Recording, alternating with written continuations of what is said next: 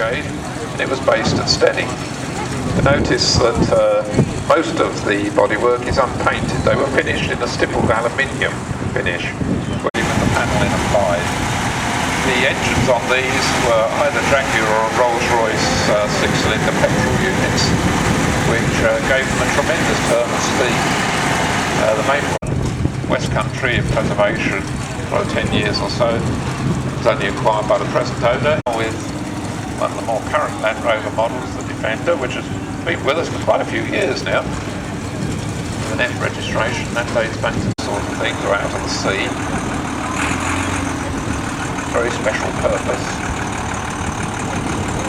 Wonders how much use it actually saw.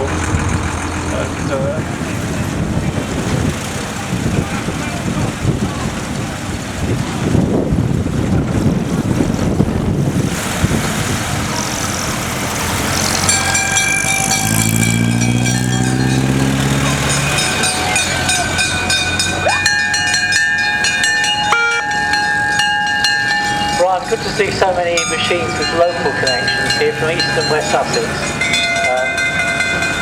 And those two new Rolls Dennises really is really in the class of their own in that respect, aren't they? I think they're superb. They're beautifully kept, and it's nice to hear the bells, which is what used to be the traditional way of warning of approach. Dates right back to the horse-drawn days.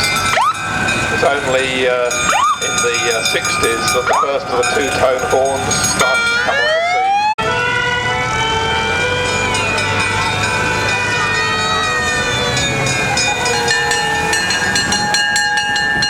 We've got all those Land Rovers out there, and there are no two the same.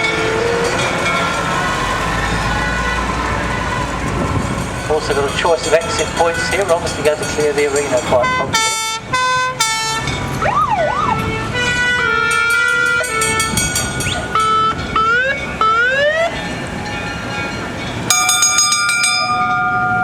Can you imagine what it's like to have Dad owning a firing? I was thinking that with Paul.